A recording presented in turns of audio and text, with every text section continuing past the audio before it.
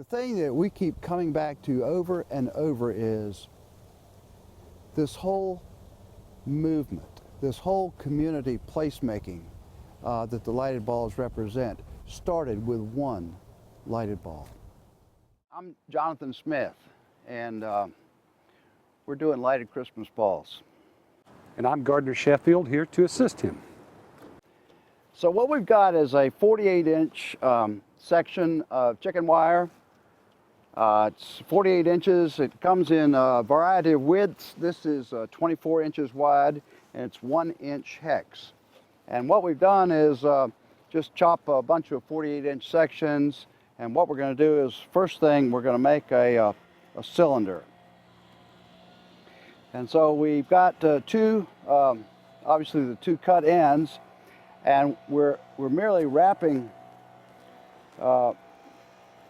the cut ends around each other, almost like twist ties. The thing that might not be obvious is that I've got very little overlap here. Daniel and Gardner have got very little overlap. Sometimes you'll see someone making one for the first time and they've got a 4-inch overlap, and that kind of creates a ball, but it's a little bit harder to get it round. And you don't necessarily have to twist every single one, but if you get most of them, it'll hold together pretty well, because once you wrap these with the light strands, they'll hold together very well. We've got it fairly cylinder-like, so I'm taking it and I'm just going to fold it over so I can get this rounded end shape thing going on. My technique's a little different. I do what I just call I scrunch it.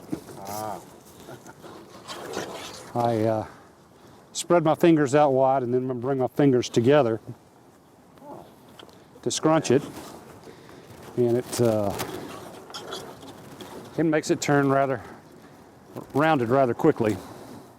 Also, you're not taking up any more chicken wire than you need to, so you'll wind up with a nice big sphere.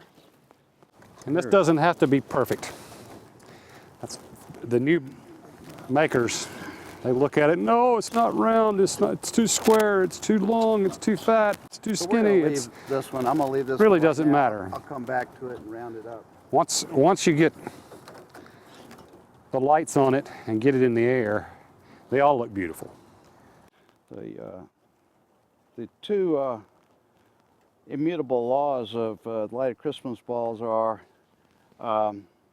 there's no right or wrong, and there's no known cure. There's no known cure for this. Once you start, so you notice this, you might think, that kind of looks like a marshmallow or a tater tot. So I just kind of imagine a sphere, I hold it with both hands, and I just start taking out what I think is not supposed to be there. See, here we go. Pretty soon, it just starts to, the sphere comes into view. So here we go. I've got this end, the end that does not plug in, and I'm just going to randomly pick one hex grid for this to go, holding it with one hand, incrementing it just a little bit at a time. As Gardner says, start at the North Pole, go all the way around to the South Pole, come back and move over to the next time zone. The thing that is really helpful to remember, and that's to keep the line, keep the lights, keep the strand of lights tautly wrapped around the ball. I circled the male end of the plug through the chicken wire one time. Yep. To get a nice tight fit there. We've done the same thing over here, so that it doesn't unravel. But the way you make them and the way you put them up, and if you can get a bunch of friends together to do this, I always feel like that these balls do more to make us than we make them. Fire in the hole. Oh, that's nice. what I'm talking about. That is nice. Wow. All right. It's beautiful. So, let's tie the ball on this one. And so here's the North Pole. I'll go through it. I'll sometimes go through a couple grids just to spread the load. Just a little bowline, it makes it easy to untie, but really you can tie anything you want. When the winds start howling and the snow starts falling, the ice sticks to this thing and it gets heavy, then you got the string on this end holding it up. You've got the power source tethered to here so we don't come unplugged.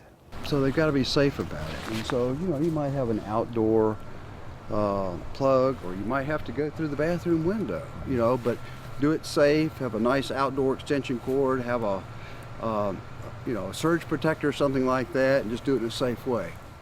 2 balls down a little bit lower. I'll go tie this one back off. Okay, so I'm just going to leave this one here.